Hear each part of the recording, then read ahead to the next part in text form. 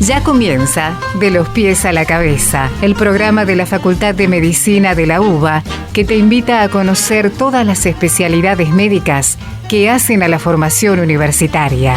Con Eduardo y Leticia Cañasi.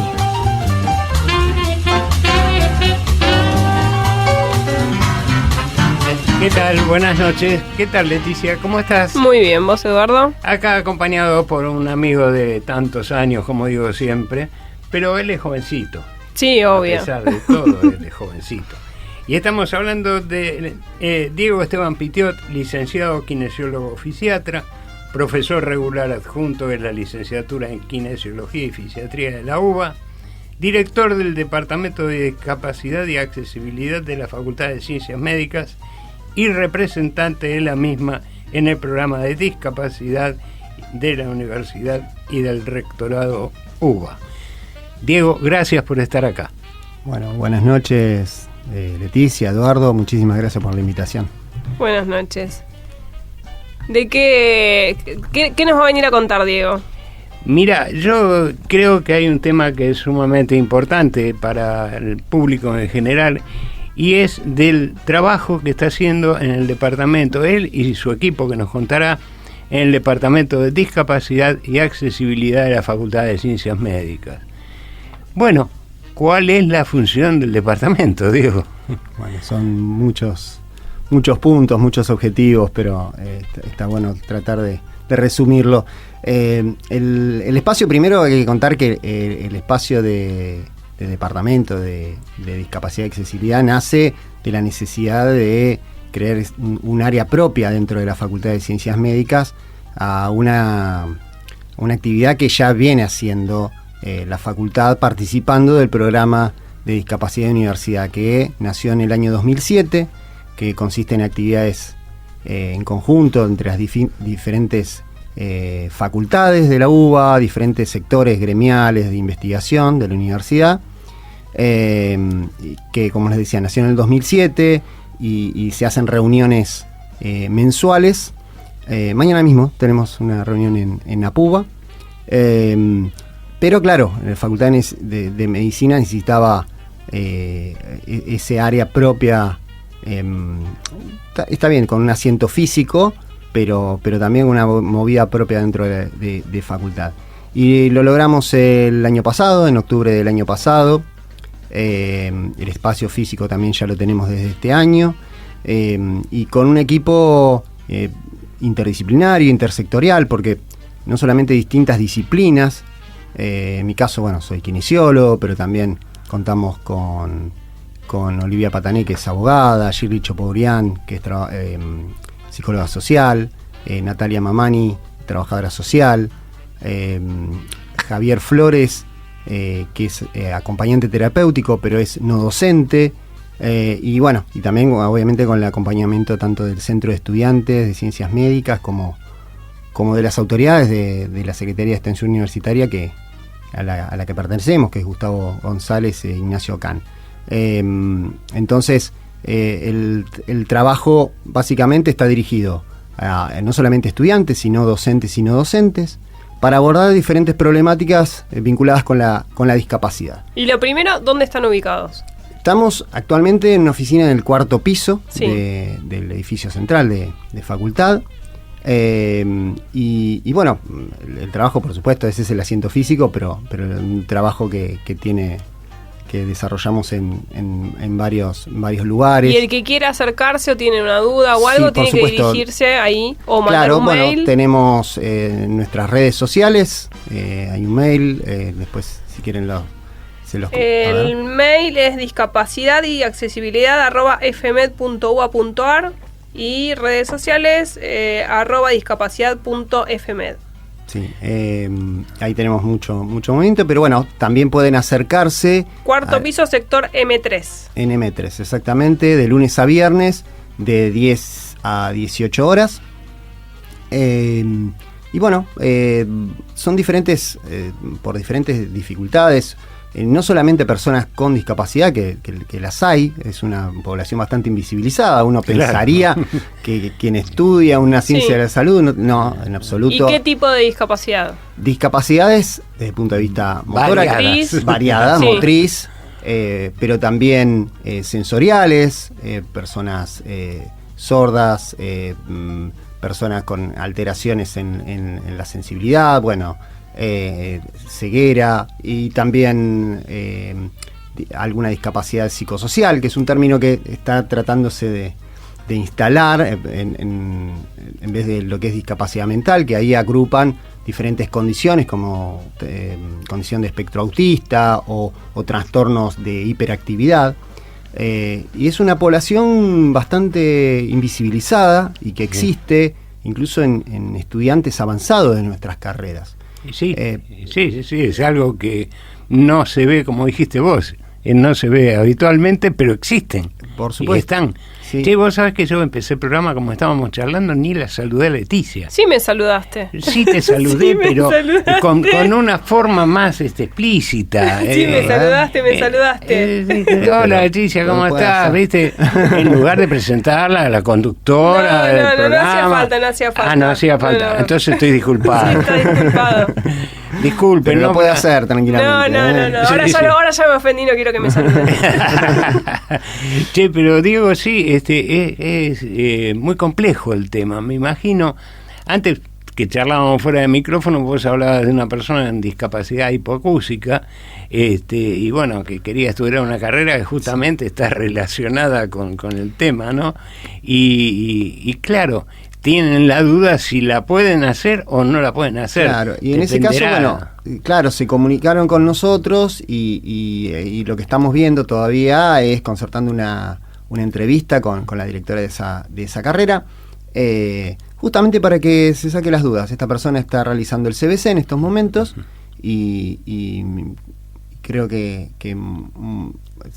puede ser se viable. está preguntando, claro, pero sea cual sea el resultado, me parece que la labor nuestra Es tiene que ver acompañar. acompañar y articular, Contener, Formar claro. y también. articular, porque tal vez justamente eso es una de las funciones. Uno dice, nosotros recepcionamos, o sea, es un lugar de contención, es un lugar de asesoramiento, pero también es un lugar de articulación. No tenemos las respuestas a todo y es articular tanto con las unidades, con las distintas carreras de nuestra facultad, como articular con las áreas gremiales, en el caso de docentes, no docentes, con centros de estudiantes. Bueno, porque en definitiva también lo que se busca es que se resuelvan, no que haya una facultad para personas con discapacidad y una sin totalmente. discapacidad. Claro, no, obvio. Los organismos, las áreas son las mismas. Tal vez nosotros vendríamos a ser como un intermediario a aquellas personas que tal vez no llegaron a las áreas correspondientes y poder acercárselo y que después se resuelva como con cualquier otra persona sin discapacidad. O sea, la idea no es adaptar los programas a la discapacidad que tiene la persona, sino tratar de acompañarlo en el programa que está instalado, acompañarlo a que pueda seguir ese programa. Claro, sí, de todas maneras está también la mirada de poder charlar con cátedras para promover todo lo que es material accesible, ¿sí? Audiovisual, o también condiciones que revean ciertas condiciones de evaluación que puedan adaptarse a la persona con discapacidad en la medida de sus necesidades, claro, y de posibilidades, y que esto no implique en absoluto un resultado favorable en una situación de examen, sí, por supuesto. Sí. El otro día, para mí fue muy gratificante una intervención que realizamos en una estudiante que pidió intervención, que pidió que ante una cátedra podamos interceder y plantearle su situación. Esta persona tenía un trastorno de hiperactividad y justamente se habló con la cátedra y se le envió un informe médico que nos acercó el estudiante, y donde se planteaba justamente un ambiente más cómodo, rever ciertas situaciones, también había una condición de espectro autista, y donde no hubiera preguntas capciosas o con doble interpretación, sí, y demás, que pudieran darle más certidumbre. Más literales las preguntas. Claro, más literales y demás. ¿Qué pasó? Hubo predisposición de la cátedra, adoptó las modificaciones y el resultado la persona desaprobó.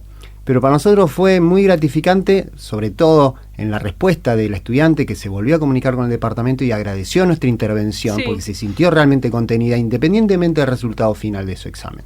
Y para nosotros fue el resultado, lamentablemente desaprobó, pero creo que cumple y demostró demostró que el objetivo es facilitar el camino, pero no el resultado También final. conozco, no en el área de la universidad, sino en secundaria y en primaria, no sé qué tipo de patología es, que les dan las preguntas de a una, porque si ven por ahí todas las preguntas juntas no las pueden contestar, entonces le dan una pregunta, contesta a la persona, le dan otra pregunta, que eso también por ahí se podría facilitar y no es una ayuda en el examen, no es que le estás regalando la nota, le estás dando como más tiempo por ahí. Claro, eso se llaman ajustes razonables en la mirada de discapacidad. ¿Y vos por qué te volcaste a esto de la discapacidad? En principio, porque siendo kinesiólogo, la discapacidad y vinculado sobre todo con la rehabilitación es algo que viene de cerca en mi quehacer profesional.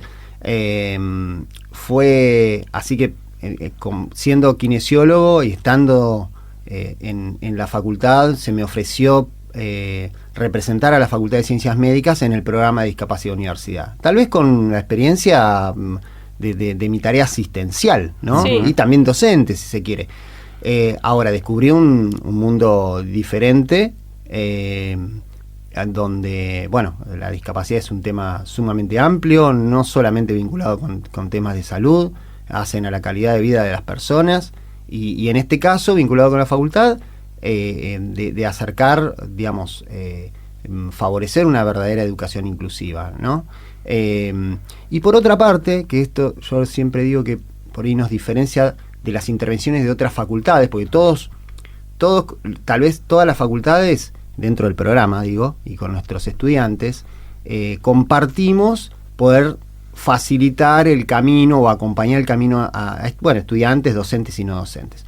Ahora, nosotros como Facultad de Ciencias Médicas tal vez tenemos un doble propósito, que es formar a estudiantes con una perspectiva en discapacidad, porque en definitiva van a ser profesionales de la salud y es importante formarlos en esta mirada, una mirada más de un modelo social. A los docentes también, porque uno a veces te dirigís y por ahí querés ser como, no sabes qué palabra usar, por si la persona se va a ofender, y por ahí vos no lo haces con ánimo de ofender, sino que no sabes qué palabra puedes usar, qué le puedes decir, qué no le puedes decir. Yo creo que los docentes tenemos que ser los primeros en tratar de entender esto. Seguro. En discapacidad lo que hay que tenemos que entender es que no tenemos que tener ni una mirada peyorativa y agresiva, ni tampoco una mirada compasiva. Sí, ni lástima. Y de lástima. Cualquiera de las dos está mal.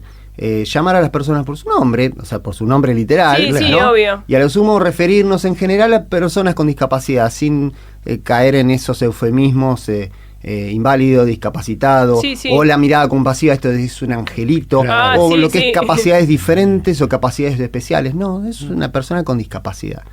Y la discapacidad desde otro punto también, que la discapacidad no está en el cuerpo de la persona, no es solamente las deficiencias, que por supuesto las tiene, deficiencias dijimos motoras, sensoriales, psicosociales o intelectuales, sino que lo que le va a dar la característica de discapacidad va a ser que a esas deficiencias se le sumen las barreras ambientales, ¿sí? Uno enseguida piensa, bueno, un edificio una rampa, o una rampa, claro, eso sería un facilitador, ahí disminuiríamos las barreras, pero también esas barreras actitudinales, ¿no? Hace un tiempo, un comunicador diciendo que determinado dirigente, no importa en este caso la ideología política, no es el color político, no importa, diciendo que una persona con una determinada deficiencia no podía ejercer cargos públicos. Claramente eso era una barrera actitudinal. Clarísimo, clarísimo. Y desagradable desde todo punto de vista. De todo punto de vista, ¿no? Entonces, bueno, lo actitudinal, eso pesa y mucho, incluso a veces más que la la barrera ambiental. Esto ¿no? que vos decís, lo ambiental, igual también lo que yo veo mucho en las aulas es mucho barullo, que por ahí hay personas que tienen como esta hipersensibilidad auditiva, y si no, a un estudiante que no tiene ninguna discapacidad también te molesta por ir el entorno ese del barullo constante, el barullo, decís, no, a veces yo dando clase mismo digo, no pueden como estar un poco más en silencio, porque es como que no puedes concentrarte, y me imagino una persona que encima tiene un problema, se debe volver un poco... Sí, es muy difícil. Te aturde. Sobre eso y en el espacio áulico y los trastornos, recuerdo cuando vuelve la presencialidad el reinicio de la presencialidad, claro, con barbijos. Sí, el docente claro. con barbijo. Por supuesto. Y recuerdo tener una entrevista con una estudiante, dice, no tuve nunca problema en secundario, no tuve problemas, CBC. Esta persona creo que estaba estaba en el primer año, pero no había tenido problemas en anatomía, en histología. Bueno, tuvo una materia que, docente con barbijo y claro, y recuerdo que alguien del centro estudiantil se acercó para comentarle esta situación, y ahí encontramos otra barrera entre ambiental y actitudinal, donde la docente decía, pero hay un protocolo que no me permite secarme el barbijo. Claro, en tiempos de pandemia es difícil la resolución. Uno, la verdad es que resolvía la situación alejándose. Obvio, ¿no? sí, claro. sí. Porque como vos decís, cualquiera pudo haber tenido con un barbijo, era muy complicado. Ustedes que son docentes, Sí. saben muy bien, era muy difícil la comunicación. Pero esta persona con hipoacusia, más todavía. Claro, complicado más aún. Claro, ahí su deficiencia, hasta en ese momento era una deficiencia y no se la consideraba una persona con discapacidad. Claro. Porque podía, digamos, no estaba restringida, porque, tenía lectura de labios. Sí. Ahora le sacaban la lectura Como de labios. decís vos, es un poco actitudinal, porque también hay cosas que son como de sentido común. A mí me ha pasado en la pandemia, en mi consultorio particular, atender a un matrimonio de sordos y obviamente sacarme el barbijo, porque ¿qué voy a estar hablando? O sea, es una ridiculez. Sí. O sea, obviamente me saco el barbijo y les hablo para que me lean los labios. Por supuesto, si no, no hay forma. Yo decir, no sé, qué sé yo, también es un poco de sentido común y ponerte un poco en el lugar del otro. Exactamente. Bueno, acá Leandro, nuestro operador, nos está haciendo seña de que quiere poner un tema musical. Para formar grandes profesionales hay que estudiar el cuerpo. De los pies a la cabeza, hasta las 22 por Radio UBA.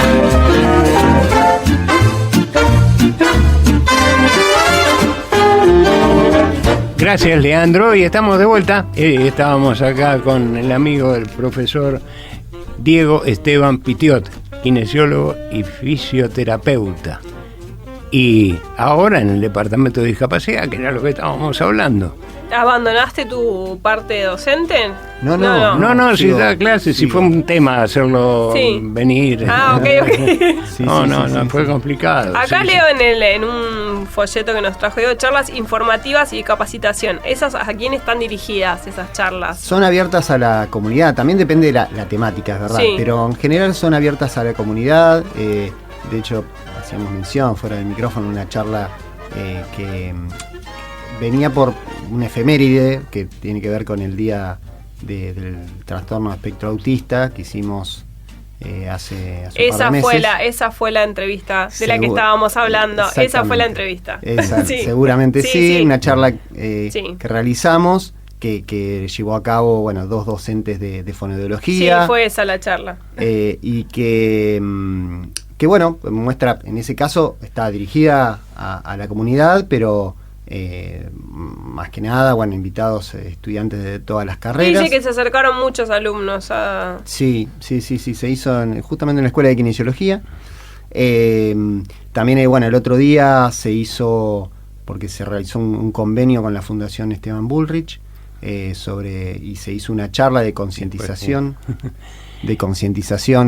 Sobre la esclerosis lateral amiotrófica. Es la próxima invitada. La otra invitada. La próxima invitada. Sí, va a estar hablando sobre esto. Y distintas charlas que estamos realizando. Se hizo del Día Mundial de Rehabilitación, que fue el 23 de marzo. Distintas charlas vinculadas todas a discapacidad. Ese es uno de los objetivos dentro del departamento, que es lo que es capacitación a los diferentes actores de la comunidad universitaria.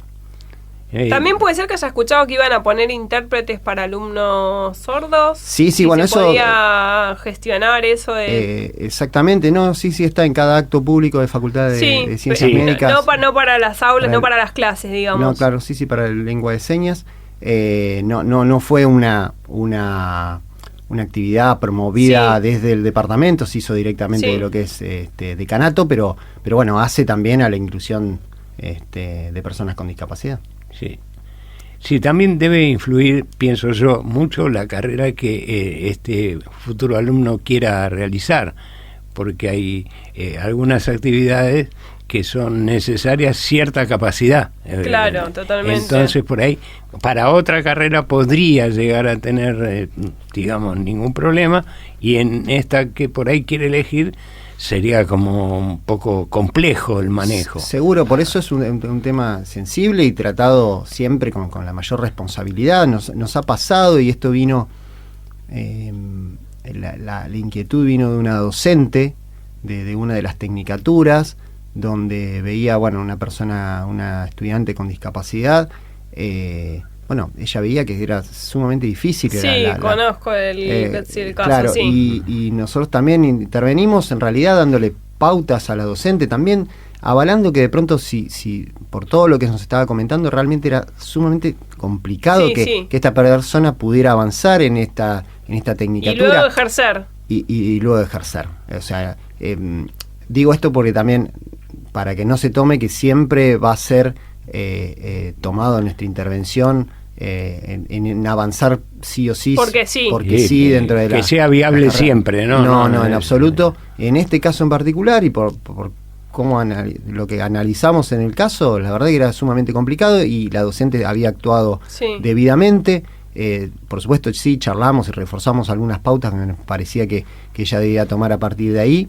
Y que también estábamos como para acompañar a esta otra persona, estudiante en este caso, en lo que necesitara, que en el caso de que, por lo que parecía que se iba, el desenlace era que no pudiera avanzar, tratar de acompañarle y ver cuál puede ser el camino. La persona con muchos deseos de seguir formándose, y ver qué otro camino puede llegar a tomar. Porque también esto que decís vos de facilitar por demás, también llega el momento de que, por ahí se les facilita todo, y al momento de recibirse se encuentra con que no puede ejercer, y la frustración de decir, al final estudié todo esto y no lo voy a poder, voy a poder ejercer. Por supuesto, eso en el caso, de llegar a...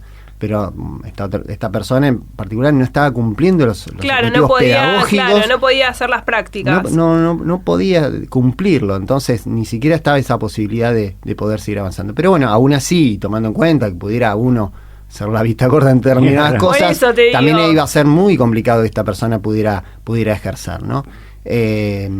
Entonces, cada caso lo tomamos con la máxima responsabilidad y objetividad posible, y en lo que podamos, por supuesto, aportar nosotros, insisto. Claro, pero no por eso es bueno el equipo, ¿no? O sea, que cada uno haga su aporte desde su punto de vista profesional, ¿no? Exactamente. Y después, como un espacio también de reflexión, de trabajo, de poder incluir todas estas cuestiones, no solamente tratar de resolver cuestiones vinculadas con la discapacidad en los diferentes integrantes, estudiantes, docentes y no docentes, sino ver cómo estos temas pueden ser incluidos en las distintas currículas. Ese es otro de los puntos que nosotros queremos trabajar. Temas que no están en la gran mayoría de nuestras carreras y tecnicaturas, no están incluidas. Claro. Con la mirada que pretendemos que se tenga de la discapacidad, ¿no? Entonces, también estamos trabajando sobre eso. Por ahí, seminario, se me ocurre una estupidez, como esto del el curso de género que hay que hacer obligatoriamente, quizás poner un curso de discapacidad que tenemos que hacer todos, los docentes, los no docentes, los alumnos. Sí, es algo que barajamos, digamos, o empezar con una actividad que sea extracurricular, y porque también todo tiene que ver con generar conciencia. O sea, de nada nos sirve imponer una mirada sin antes sensibilizar y concientizar. Entonces, todo es viable. Lo que vos decís, Leti, está muy bien, un curso que podamos cumplir todos, pero sobre todo difundir mucho y sensibilizar y concientizar de esto que creo que nos importa a todos y a todas. La discapacidad no es problema solamente de las personas con discapacidad. No, nos involucra a todos. Exactamente. En nuestro caso, bueno, comunidad universitaria, ¿no? Claro. Este sería nuestro Sí, dedicados lugar a la de salud acción. encima, dedicados a la salud. Sí, yo creo que esto que comentaba Leticia sería muy útil para abrir un poco más la mente, ¿no? No digo que haya mente cerrada, No, por pero ahí está que no bueno que, manejan. por ahí alguien voluntariamente quiera hacer, pero digo, como esto de que el curso de género, que es obligatorio, la ley Micaela lo tenés que hacer sí o sí, esto también es importante. Por ahí a uno no se le da voluntariamente ir a hacerlo, pero decir, bueno, che, lo tengo que hacer, y sí, todo esto lo tengo que aprender, y tengo que saber cómo tratar a una persona, tengo que tener herramientas. Seguro, y más, bueno, nosotros vinculados al sistema de salud, ¿no? Claro, desde ya Claramente. partimos de ahí y justamente todos somos docentes y creo que sería muy interesante que se diera este tipo de conocimiento, sería una... No, como decís vos, sé que se pudiera agregar en las currículas, no sé, aunque sea, no sé si de manera optativa, pero en alguna materia, un ítem. Sí, no. Tengo la suerte de tener mucho diálogo con el director de la carrera de kinesio y de haber podido incluirlo en la asignatura del que estoy a cargo. Con Pablo. Sí, en módulo de introducción a la kinesiología y fisiatría, es una asignatura que estoy a cargo en el primer año, ya hay todo un módulo. Ajá, muy bien. Y desde hace unos años ya lo incluimos. Pero bueno, hace falta también, no solamente a lo largo de la carrera de kinesiología, hacer algo transversal, ¿no? Que algo que continúe, no solamente que lo hayan visto en un primer año, cuando tienen 4 años más por delante, claro. Y si no ven con esa mirada, es como cualquier tema, uno se olvida o pasó, claro, sino también, bueno, las demás carreras y tecnicaturas. Me parece fundamental. Dije, Pablo, ya que estamos a saludar al licenciado Pablo Afina, director de la carrera de Kinesiología y Fisiatría, al que le mando un saludo, un gran amigo también. Y bueno, Leandro me está haciendo seña de que redondee. No sé. De que te echemos. De que hablo mucho. De que echarte, no. Perdón, Leandro. No, al contrario, te agradecemos muchísimo que hayas venido, Diego. Nos seguimos viendo como siempre y te vamos a volver a molestar, ya lo sabés. Hay que combinar los horarios, pero bueno, no importa. Ya lo vamos a arreglar como arreglamos esto. Te dejo un gran abrazo y nos vemos la próxima, ¿te parece? Gracias, no, gracias a ustedes por la invitación. Llévatelo, Leandro.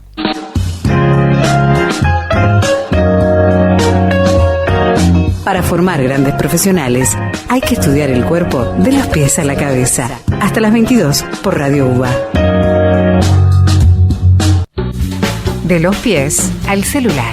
Escribinos por WhatsApp al 15 25 13 19 80.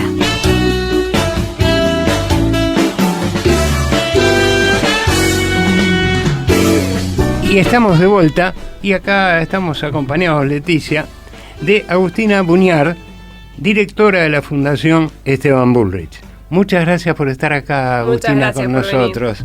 No, muchas gracias a ustedes por el espacio. La verdad que esto de la enfermedad ELA, que ahora te vamos a pedir, si sos tan amable, que nos pongas al tanto de qué consiste esta enfermedad. Bueno, la enfermedad es una enfermedad degenerativa que afecta al sistema nervioso y va afectando las neuronas motoras y esto produce una parálisis progresiva de los músculos, ¿no? Hay dos grandes tipos de la enfermedad, una que inicia con síntomas más en la parte superior, entonces empiezan con dificultades en la deglución o dificultades para el habla, o la espinar, que afecta más la parte motora, ¿no? Entonces empieza o por las piernas o por los brazos, por la movilidad. ¿Nada que ver con la esclerosis múltiple? Bueno, son primas hermanas, tienen algo que ver, pero sí, son muy diferentes. Esto realmente genera esta parálisis progresiva que afecta mucho la vida cotidiana de los pacientes. Claro, el desempeño natural se va perdiendo. Exactamente. ¿Y hay prevalencia en edades de los pacientes, en sexo? Sí, sexo no, pero sí en edades. En general afecta a mayores de 40 años, pero la mayor incidencia está entre los 50 y 70 años. Pero la verdad es que cada vez estamos recibiendo pacientes más jóvenes. no sé, semana pasada de 20 y pico, de 30 y poquitos. ¿Se sabe por qué? No, un poco es que se está difundiendo más, se está diagnosticando más y eso es bueno, pero no, la verdad que no. Es tan compleja la enfermedad que todavía no se descubre qué la causa. Y eso es lo complejo y por eso todavía no tenemos una cura. Claro, ¿no? tan difícil de tratar, ¿no? Al desconocer cuál es la causa en sí misma, es muy difícil. Bueno, me imagino las investigaciones que debe haber con relación a esto. No tiene cura, pero ¿tiene tratamiento? Sí, tiene tratamientos. En Argentina hay 2 medicaciones aprobadas que ayudan a enlentecer un poco los síntomas y este deterioro de las neuronas motoras, pero después es un tratamiento multidisciplinario, más allá de las medicaciones, que requiere atención desde nutricionistas, kinesiólogos, fisiatras, fonoaudiólogos, cuando empieza a afectar el habla. Bueno, realmente tiene que ser un trabajo integral y multidisciplinario. Claro, depende de muchos especialistas como para poder enfrentar esta patología, ¿no? Totalmente. Che, y vos antes, fuera de micrófono, nos comentabas el número aproximado que tienen registrado y cuántos podrían estar con esta patología en realidad, ¿no? Bien. Y es interesante el número. Sí, desde el inicio de la fundación una de las primeras cosas que creamos es lo que nosotros llamamos Registrela, que es un registro de pacientes. Claro, qué bueno el nombre, Registrela. Exacto, está en nuestra página web y está el botón para inscribirse, así que invitamos a todos a registrarse. Y hoy tenemos un poco más de 650 pacientes registrados allí. Pero por prevalencia y a nivel mundial se cree que en Argentina tendría que haber entre 2.000 y 3.000 pacientes, ¿no? Claro, es un número importante, por eso que yo te comentaba, porque al haber tanto desconocimiento sobre esta enfermedad, no se tiene idea de qué cantidad de pacientes puede haber, ¿no? ¿Y en Argentina estamos atrasados en cuanto a los tratamientos o vamos más o menos como el resto del mundo? A ver, acaba de salir una nueva medicación en Canadá y en Estados Unidos que fueron aprobadas y acá todavía no llegó. Tarda un poco más en aprobarse en Argentina, pero llegan. Sí tenemos menos investigación. ¿Y los costos de estos medicamentos? Son elevados, sí, la verdad es que son elevados. Y bueno, sí, son medicaciones de alto costo. ¿Y tienen coberturas en general o no? Bueno, en nuestro país existe la ley de enfermedades poco frecuentes, que eso ampara que todos tienen que recibir las medicaciones habilitadas.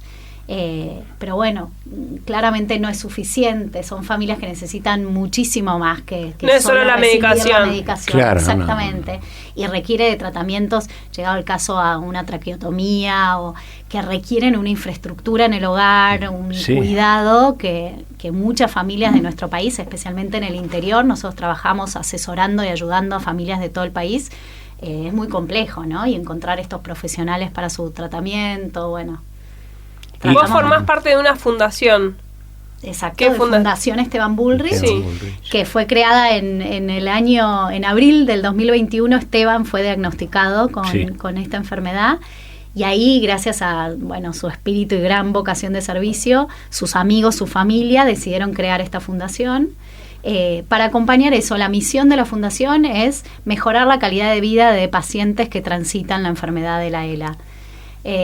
Y tenemos 4 grandes ejes de trabajo. Por un lado es el acompañamiento a los pacientes y sus familias.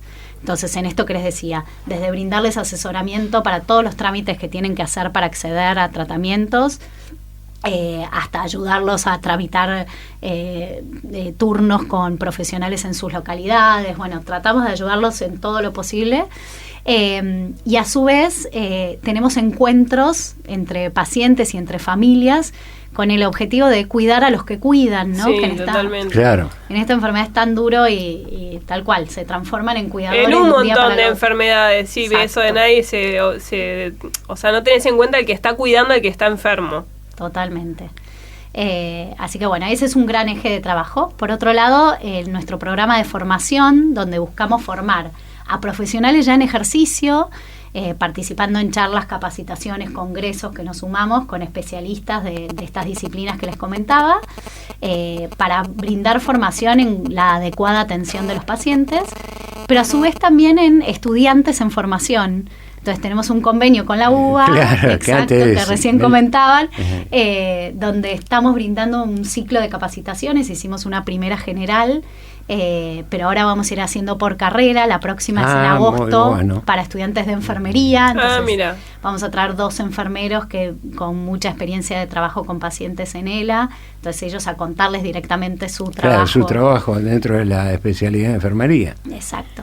¿Y la fundación da ayuda económica o nada que ver con...? No, nosotros no brindamos ayuda económica directa, sí tratamos de conseguir insumos, tenemos una red de familiares que dejan de usar algún determinado, en todo es como es progresiva, como les decía, no sé, empiezan con andador, después y con una después silla ya dejan común, de usar el andador y lo pueden donar. Entonces lo que hacemos es ser puente, claro. brindar el contacto de otra familia que esté necesitando el insumo que otra lo deja de usar, y tratar de apoyar y brindar desde ese lado, pero no damos dinero directo a la familia. Sí.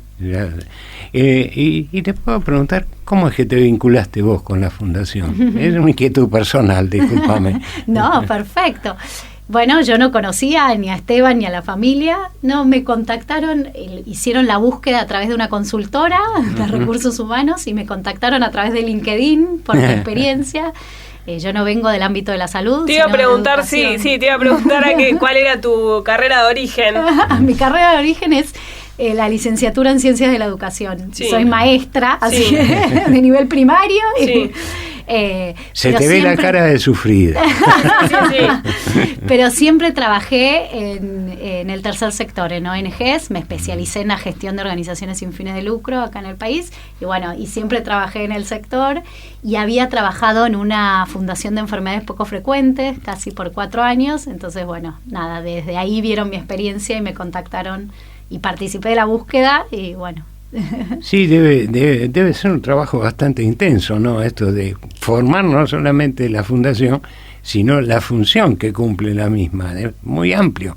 Vos me hablabas de asesorar en todo el país. Yo no sé qué cantidad de especialistas puede haber en el interior. Claro, lo ignoro, pero por ahí acá hay cosas como muy cercanas, y en un pueblito del interior por ahí les cuesta llegar hasta conseguir una silla de ruedas, que yo no hay una ortopedia a 2 cuadras como podemos tener nosotros acá. O un médico. Hay lugares y lugares, o un audiólogo. Sí. Exacto, y ahí es donde empezamos a buscar una red local y contactarnos con el municipio, ver que, no sé, Cáritas local, no sé, todos los recursos que haya a nivel zonal para tratar esto de que yo te decía, más allá de la ayuda económica, era si por ejemplo ustedes recibían ayuda de un X privado que diga, bueno, quiero donar 10 sillas de rueda, 10 sillas, no sé, 10 cosas, que eso sí reciben ayuda. No nos ha pasado, pero sí, bienvenido sea. Okay. Bueno, pensé que pero sí nos sostenemos a través de fondos. Mucha gente que a título personal, individual, dona para nosotros, que eso es espectacular. Acabamos de hacer el mes pasado, todo junio, hicimos la campaña por el mes de la ELA, porque el 21 de junio fue el Día Internacional de la Lucha contra la ELA. ¿Es por algo en especial? Discúlpame. Es una fecha internacional, fijada ya hace tiempo. Perfecto, entonces, pensé que había algún motivo. Quizás lo hay, yo no lo sé. Bueno. Pero somos 3 los que claro, sí. Exacto. Así que hicimos una campaña por el mes de la ELA, donde además de hacer muchísimas actividades, esto que les decía, encuentros con familias, capacitaciones y demás, hicimos una campaña de donantes individuales y se sumaron muchísimos a apoyarnos. Así que de a poco vamos sumando adeptos y apoyos. ¿Y hay familias que tienen más de un integrante de la familia con la enfermedad, o no es frecuente eso? No es frecuente porque no es una enfermedad de origen genética, solo menor a un 10% es por causa genética. Sí. Entonces sí, hay algunos que sí, que expresan que su padre lo ha tenido, su madre lo ha tenido, pero son los menos. No quiere decir que un padre que tenga lo va a transmitir al hijo, el hijo va a tener la patología en algún momento. No, nada que exacto, ver. no hay que asustarse por ese lado porque no es muy bajo el porcentaje, tal cual.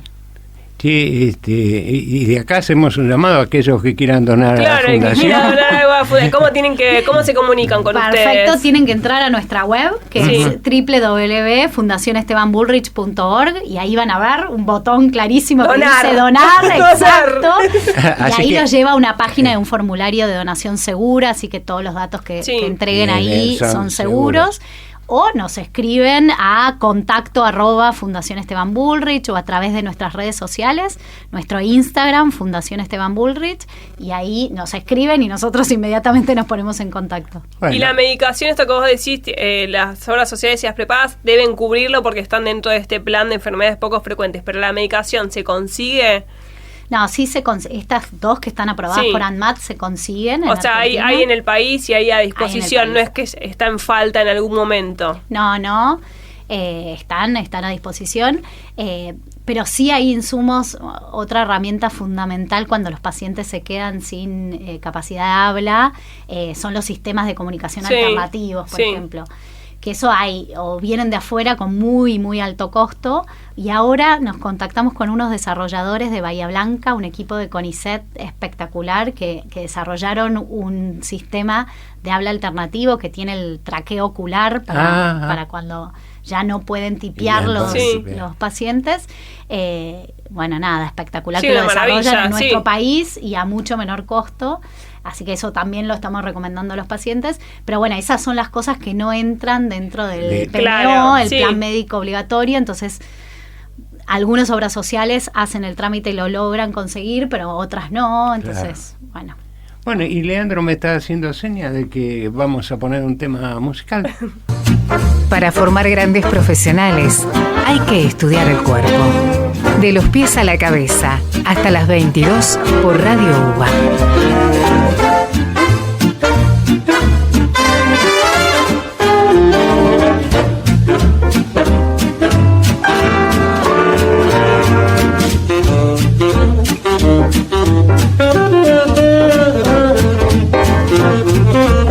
Estamos de vuelta, muchas gracias Leandro, y estamos con Agustina, la licenciada Agustina Buñar, directora de la Fundación Esteban Bullrich. No, me quedé porque no sé si tenía como algún otro nombre, pero es directamente Fundación Esteban Bullrich. Exactamente. Para que lo busquen aquellos que quieran donar y ya saben dónde ir. La verdad que uno desconoce sobre esta patología. ¿No había previo a esta fundación otra organización, algo que se dedicara a...? Sí, existe ya hace varios años la Asociación Argentina de ELA, sí, que trabajan con muchísimos pacientes también en todo el país. Había ya una... Hace unos años se hizo esa campaña famosa que la gente sí tiraba hielos en la cabeza, pero ¿había surgido a raíz de alguna persona famosa que había tenido la enfermedad o por qué había surgido esa campaña? Fue una campaña internacional Sí. que vino de afuera, yo también la recuerdo, es verdad. Ujú. Pero no sé si fue porque un famoso... Puede ser, porque no sé por qué me suena que de repente todo el mundo hacía Sí, eso de tirarse sí. los hielos en la cabeza. Tal cual. Que como vos decís, bueno, se empezó a hablar de la enfermedad, por Sí. lo pronto. Sí, Exactamente. sí, yo también tengo la imagen Sí. que se repetía. Era como en el la- efecto de entumecer Sí, los sí. músculos por el hielo y el agua bien fría, como un efecto similar al que ocurre Claro, en los pacientes. llegar a tener una sensación similar. Sí, terrible, estas enfermedades progresivas, pero como vos dijiste, por ahí son diferentes de acuerdo al paciente. Esto no Muy es que diferentes todo va a el ser recorrido de igual. cada uno, exacto. Claro. De hecho, se cree que es un conjunto de enfermedades en realidad y que por eso no tiene una única causa, sino múltiples, porque sí afectan de manera muy diferente a cada paciente, ¿no? Y en esto que les decía, por dónde surgen los primeros síntomas. No es lo mismo la ELA vulvar que surge por el habla y la deglución que la ELA espinar. Y cuando se diagnostica la enfermedad, ¿se sabe qué tipo de progresión va a tener? No, No, es impredecible. es impredecible. Sí. Se va viendo de acuerdo a cómo Se va va viendo y desarrollando. atacando. No es y que se tratando sabe, de disminuir bueno. síntomas. Sí, ok. Sí. No, realmente es una enfermedad muy, muy compleja y yo no sé qué cantidad de especialistas hay, es lo que a mí más me preocupa, digamos. Bueno, no, cada vez hay más. O sea, ¿cuál es el médico especialista? Bueno, el es que neurólogo es okay. quien lo diagnostica, Sí. tal cual. Sí, es fundamental el neurólogo para iniciar. O sea, frente al primer síntoma, sí, al que tienen que bueno, acudir es al neurólogo. Sí. Y muchas veces, la enfermedad tarda en general entre 1 año y año y medio en llegar al diagnóstico certero, ¿no? Esa es otra de las principales dificultades. Por eso desde la Fundación brindamos charlas, difusión, para que se conozca y se detecte a tiempo, ¿no? Sí. Y cuanto antes se detecte, mejor. Y tampoco no es un diagnóstico mortal. O sea, que te diagnostican y que vos pensás enseguida, me queda 1 año. O sea, esto de tener capacitación, charlas con familiares, con pacientes, que ver que se puede seguir. Exacto, ayudarlos a tener un proyecto, nada, tratamos de transmitir el espíritu de Esteban y su esperanza. Si lográramos eso, transmitirlo a todas las familias y a los pacientes, sería un lujo, la verdad. Pero sí, esa es una de las dificultades de la enfermedad, entonces trabajamos fuertemente en eso. Y vos me decías que, bueno, tienen un gran cupo de voluntarios para colaborar en esto. Si uno quiere ser voluntario, ¿qué tiene que hacer? También entrar en nuestra página web, www.Fundación Esteban Bullrich. También hay un botón para sumarse como voluntarios, exactamente. Claro, de acá incitamos. ¿Y qué hacen los voluntarios? Bueno, primero nos ayudan enormemente en la difusión. Entonces ya nos siguen en las redes, comparten la información, nos ayudan en la difusión, que es clave en esta enfermedad. Y después, con las distintas actividades, vamos a la base de voluntarios pidiendo ayuda. No sé, acabamos de tener en esto que les decía, el mes de la ELA, participamos de un stand que tuvimos con ventas de las remeras de la Fundación. ¿Y las redes cuáles son? Que si nos difunden en las redes, si querés decirla. Tenemos Instagram, que es Fundación Esteban Bullrich, o el Twitter, que es ebfundación_ok. Bueno, nos buscan por ahí y tal cual, pueden compartir. Bueno, entonces ahí vamos convocando a los voluntarios a las distintas actividades y la verdad que es un lujo, vienen con un amor a participar. Muchos son familiares de pacientes fallecidos. Eso te iba a preguntar, ¿qué tipo de gente se acerca a esto, no? Muchos así, o amigos de pacientes, o que han estado cercanos a la enfermedad y quieren colaborar.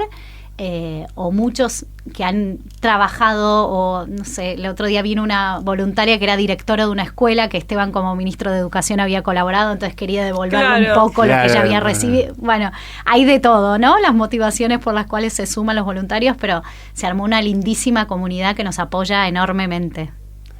Bueno, Agustina, yo te agradezco muchísimo que hayas estado acá. Leandro, nuestro operador, hace redondelitos. Que cortemos la charla. Creo que quiere decir que dejemos que nos tenemos que ir. El programa por hoy. Así que te agradezco muchísimo que hayas estado acá. Deseo que esto haya sido útil para la Fundación. Y bueno, te vamos a volver a citar, vamos a volver a charlar. Así que muchísimas gracias. Muchas gracias. Muchas gracias a ustedes desde ya, que nos suma muchísimo para seguir difundiendo y concientizando. Bueno, Leticia, y con vos nos veremos el martes que viene con De los Pies a la Cabeza.